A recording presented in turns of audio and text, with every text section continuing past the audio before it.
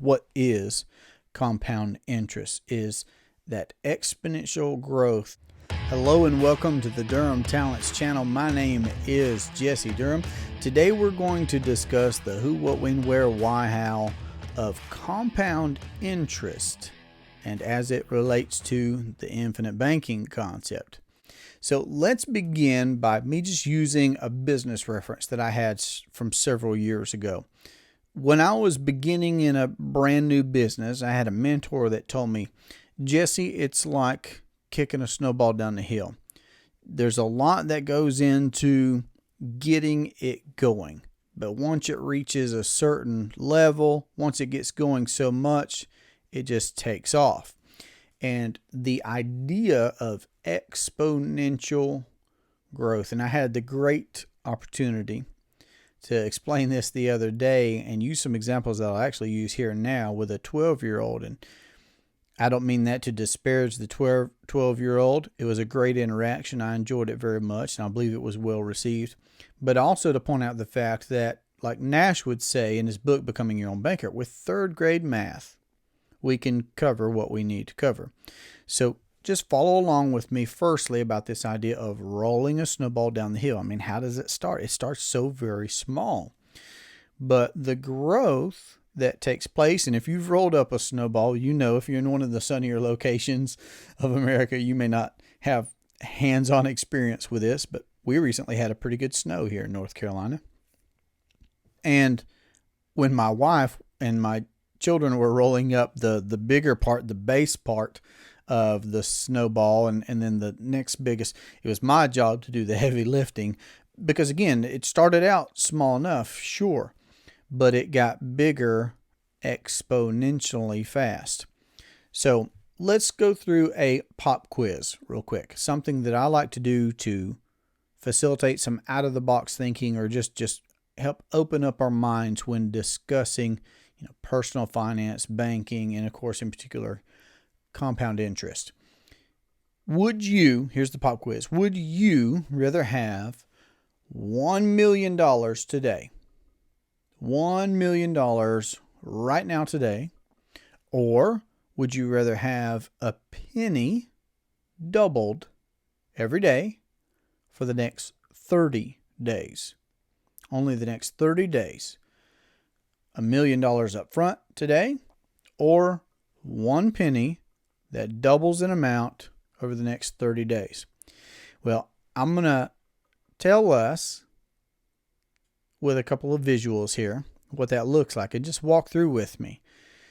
Day 1, a penny. Day 2, 2 pennies. Day 3, 4 pennies. And on and on and on. And we're just going to 8, 16, 32, 64, 128, 256. So for several days, we're in a couple of dollars.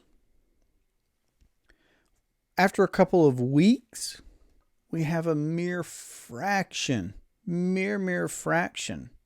of the original million that we could have accepted. Now, for those of you that have taken the million on this pop quiz right off the bat, you're looking really good right now, And somewhere along the timeline, if I remember correctly, of day 25, probably not even 25, 26, 27, day 26 or 27, we crack $1 million. By doubling that penny, something like 26, 27 days in, we finally crack $1 million. But of course, what happens in those last 2 or 3 days, okay, so day 29, let's say in day 30, we finally crack $1 million, whatever day we crack that on. But then on day 29, we have 2-something million, which then therefore means that on day 30, we have over $5 million. Over $5 million. So now, which is paltry in comparison? Well, the million. 1 million instead of 5, 1 cookie instead of 5 cookies. I guess I say cookies not because I'm necessarily the biggest fan, but that's what I use when talking to my 12-year-old friend the other day. 5 cookies is far better than 1 cookie. We can all understand that. But the idea and really the visualization of it starting so small. I mean, pennies for days. It's just pennies for days. It's just pennies. And yet ultimately, you'd be missing, I mean, that's a 500% increase on 1 million. Over $500 million. And that's another way to look at those same numbers, right? Would be to say, oh man, you missed out on 4 million. Okay, but another way to say that is that from 1 million to 5 million is 500%. And that is an important perspective to add to how we approach this scenario of what is compound interest. So that's answering some of what is compound interest, is that exponential growth that takes place that causes a trajectory to go vertically, perhaps much slower in the beginning, it seems like. But the further along that process we go, the faster it takes place. And I'm getting ready to provide another excellent example and visual, I believe, for what compounding interest is. To conceptualize compound interest, let's imagine that we are in the largest stadium in the world, a stadium that would have a seating capacity of 100,000+ people, and that in this stadium, we were to seat you in the very top row looking down on the vacant, empty stadium, and in the middle of the stadium, on the grass, we were to begin placing 1 drop of water. And the experiment that we were going to conduct was to double that water amount every minute on the minute. So we begin with 1 drop of water. Then we have 2, 4, 8, 16, 32, 64, 128, 256, 515, 1024, 2048, 4096, 8192. And what's going to happen is that we're going to get to 17 minutes having gone by. You're sitting in the top row, 17 minutes have gone by, and we're not even seeing 1 gallon of water on the ground in this stadium. There's not even a gallon of water, and yet we've watched 16, 17 minutes have gone by. We can't even see anything. Now remember, you're in the top row of this stadium. We're actually going to strap you into the top row of this stadium while this exercise is taking place. And you have to watch this unfold. So after having waited several more minutes, we're 20-something minutes into this experiment, we do finally begin to see a small, finally visible patch of blue water on the green grass at the bottom of the field. So again, strapped in our seat, we finally begin to see that something is happening. So we've undergone this capitalization phase in the very beginning from 1 drop of water. And here in the 20s, we finally get into the millions of drops of water. And yet we're still very safe, very secure, highly seated up, this water just having become visible to us. Now, as this pool begins to double, again, every minute on the minute, while we are seated, strapped into the very top row of this stadium, watching what is transpiring, after 30+ minutes have gone by, we finally get into the billions of drops of water accumulating. And what that visually represents is some nice looking pool, much like we would see at a classy resort in Mexico. Now again, just by using simple multiplication, nothing very complicated here. We're just doubling the water amount as we progress every minute on the minute. Still, while seated in this top row, we are comfortably watching what is transpiring. We've seen that pool turn into now a very attractive body of water, but still yet highly contained on the very bottom surface of this stadium. Perhaps we are beyond the billions and in the trillions of drops of water. But again, what does that matter with so much vast, open, empty space to us, safely seated very high above that large pool of water that we're seeing down at the bottom surface. And then finally it happens. The entire floor of the stadium is covered, transforming this field for soccer or football or many other things that we would enjoy has now been turned into a coliseum-like water feature. It's beautiful, it's captivating, it's eye-catching to be sure. And again, perhaps we're at the trillions of drops of water at this point, and yet again, we're at the top row in this stadium. We're looking down on all of this.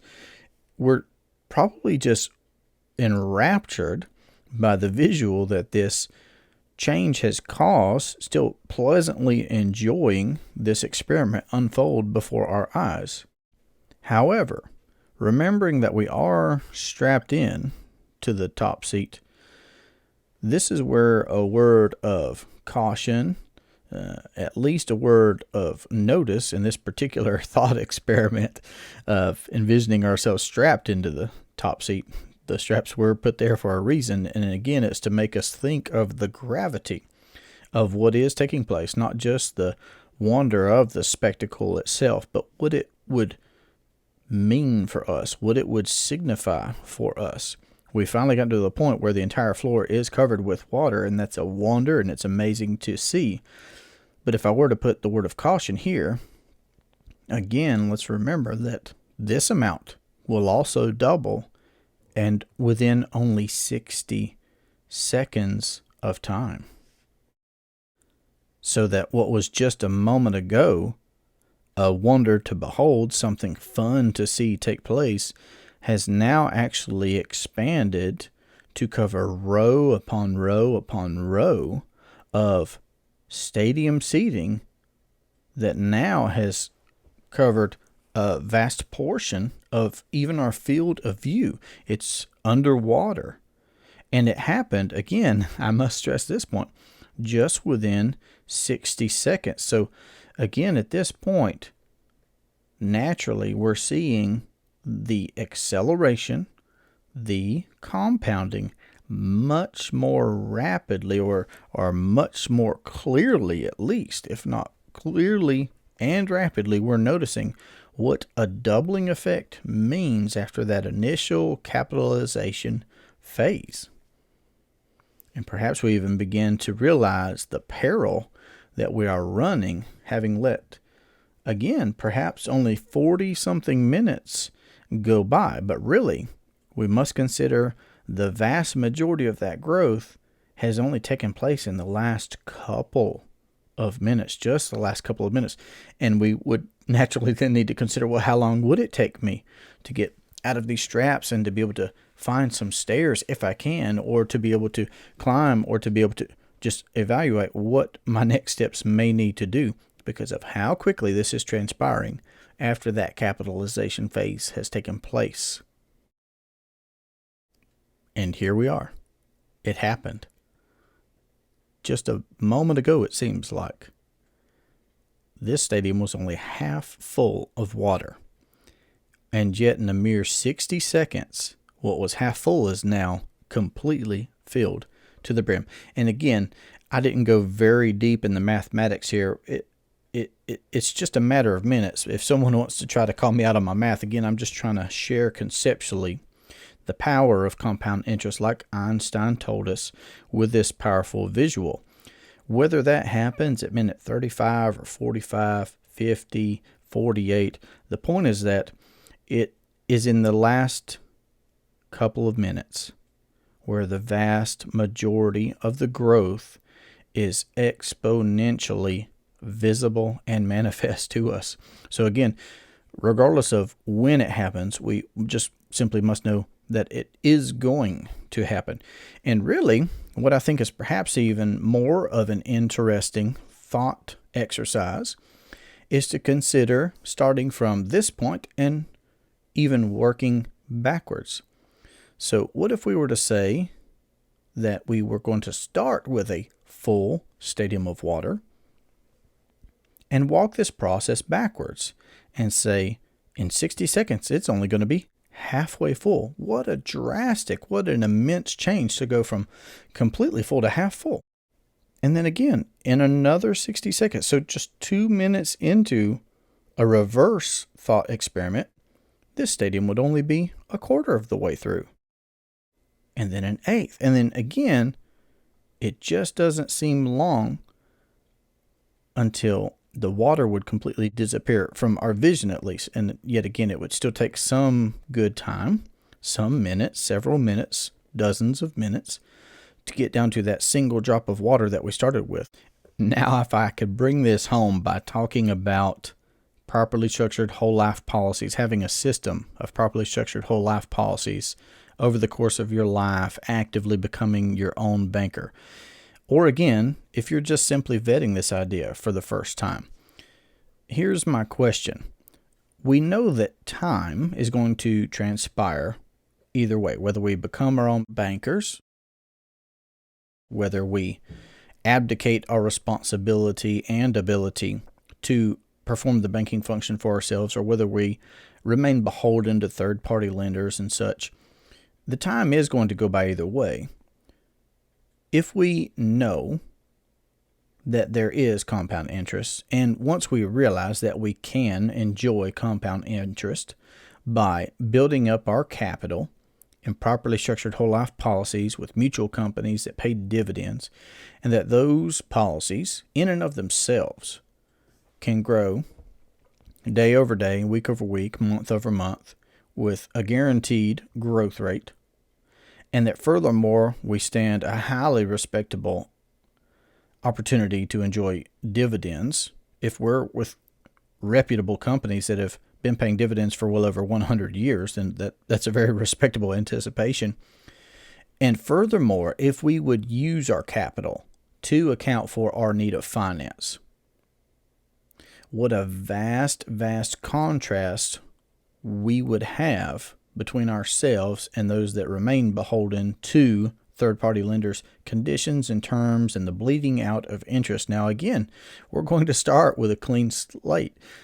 We're going to start with that first policy. We're going to start with that first policy loan. We're going to start with financing that first item, whatever it may happen to be, whether that's paying off debt, paying for a child's wedding, financing higher education, procuring business equipment, whatever the case may be. We're going to start with a clean slate. But once we realize that compound interest exists, that we can participate in it, that we can earn it, the sooner we start, the better. Because again, there is that capitalization phase where we start from the beginning. But again, once we wrap our minds around what it can yield over the course of our lifetime, then we must ask ourselves, when do we want to start and how big do we want those numbers to be? Now, here's where I'm going to mention then that the beauty of a properly structured whole life policy with a mutual company that pays a dividend means that even if we look at least to begin, on the guaranteed side, I mean, if you're a client, when you look at the guaranteed side of your contract, or if you're a prospective client, and we have gotten to the point in our process where you've looked and seen illustrations, if we're only on the guaranteed side, what we can recognize right up front is that if we pay a certain amount of premium in our first year, that amount is going to be far, far less than the guaranteed death benefit that we would receive if we were to graduate in that same year.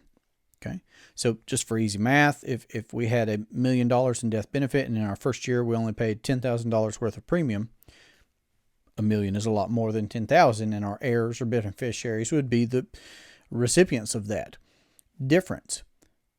So also inherently, therefore, then, every year that we do continue to pay premiums, the cash value of that policy must eventually equal what that death benefit, what that face amount of the policy is.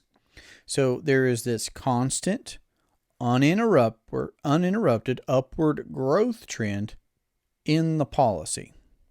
Now, there is a non-guaranteed side to a contract or to an illustration if you're looking at an illustration. And that would include the dividends that a company is projecting that it may receive. Now, these are not guaranteed. The dividend's not guaranteed. But again, if you're owning policies with good companies, and I'm not married to any one particular company. My wife and I own multiple policies with multiple companies. But these companies have paid dividends for well over 100 consecutive years. Now just think of all the history that's taken place, global wars, pandemics, recessions, just you fill in the blank, bubbles bursting, boom bust cycle.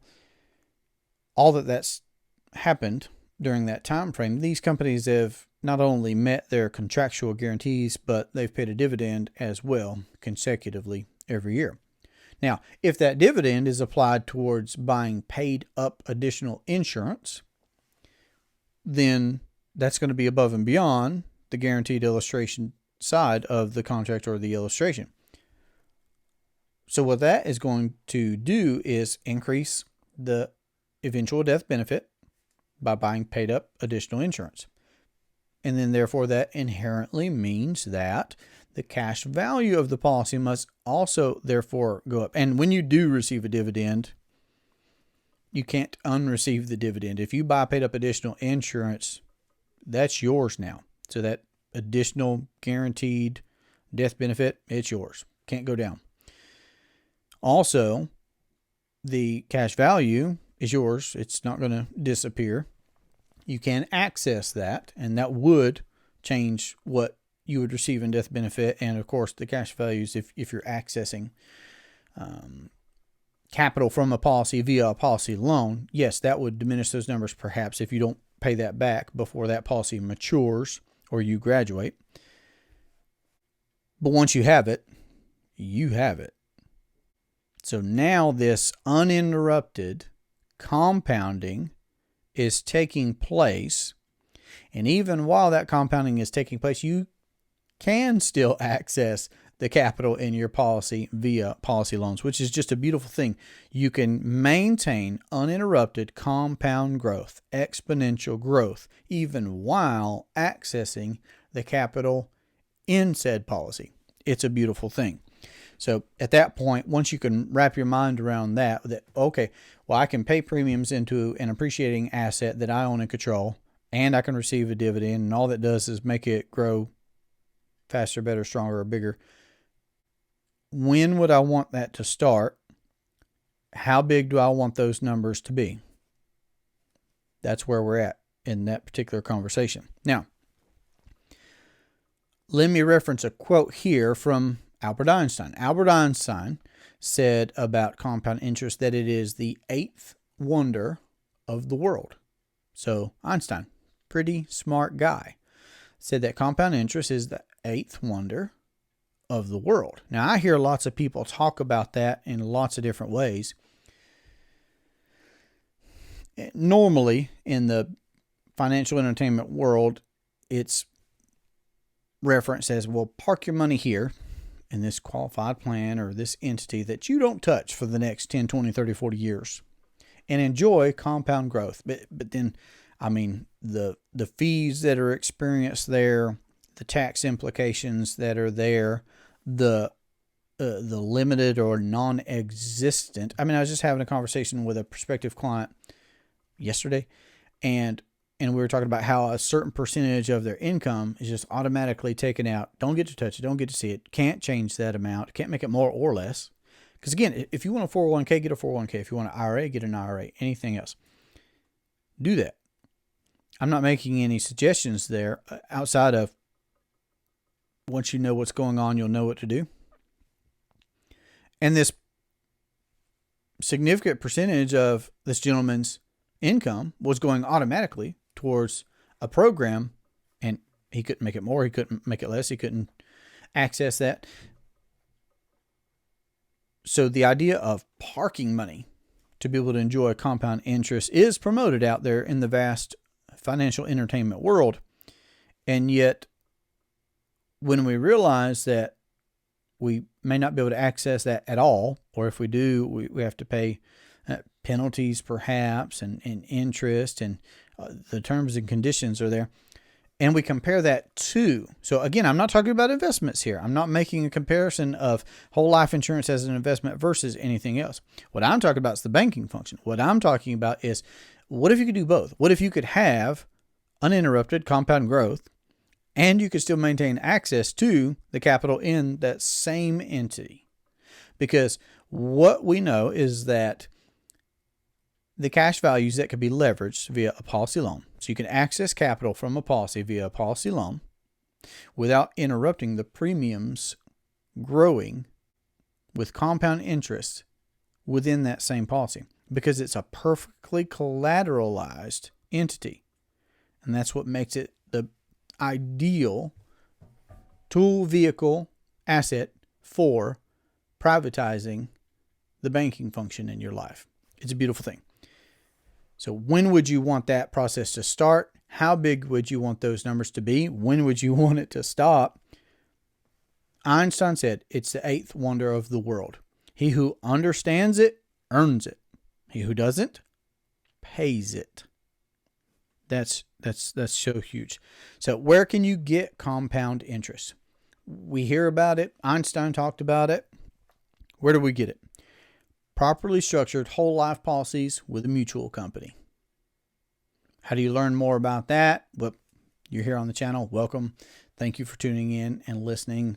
If you're a client, you know I appreciate you so very much. I enjoy our conversations that we have privately, and I enjoy being able to talk about these things here as you continue to expand your system and what it is that you're doing in your household or your business or your investing.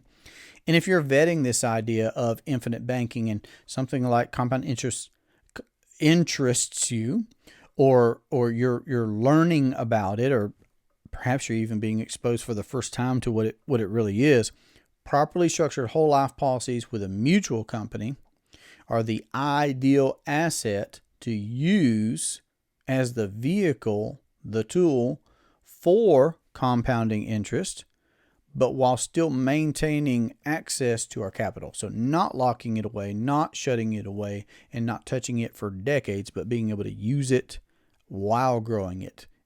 Many people call it the and asset, because you can have the compound interest and you can access it for taking your next vacation or buying business equipment or paying college or what have you. So where can you get compound interest? The best vehicle that I know of, properly structured whole life policies with a mutual company. And there's so many different benefits there. The guaranteed growth, the tax implications, the protection, the hedging against inflation. That's very important in these days to talk about. And here, let me say too, while talking about these characteristics of a whole life policy, when we can think long range enough to realize the impact that we can have on future generations, and we realize that the death benefit that we procure for ourselves, and what Nash would say about death benefit was that if you account for your need of finance, you'll ultimately end up with more death benefit than you could have originally been underwritten for anyway. If you'll be an honest banker and you'll systematically account for your need of finance over your lifetime, you'll ultimately end up with more death benefit than you could shake a stick at. That's something we would say here in the South. And that death benefit will create an intergenerational compounding. So it won't even just be an intergenerational transfer of wealth, which it will be that, but not only that, but it will have its own, if we can take a 30,000 foot view of the situation and look from one generation to the next, to the next, to the next, the transfers of wealth that will take place can exponentially increase themselves. Now, if you want a discouraging example of compounding, just consider the fact that perhaps at the time of this recording, in the past 22 months, there have been $16 trillion that were printed, if I'm remembering correctly. I read an article that mentioned how, was it last year that there were 4 trillion more that were printed, and then over this past year 20 total have been printed. So that represented, so total in the past 22 months, that represents, those $20 trillion represent 80% of the dollars that have been printed in U.S. history. That's a horrible type of compounding that's taking place. Inflation is compounding. But not to be negative, But to shed some light on what is possible is that you can account for your need of finance, just like I've accounted for my need of finance.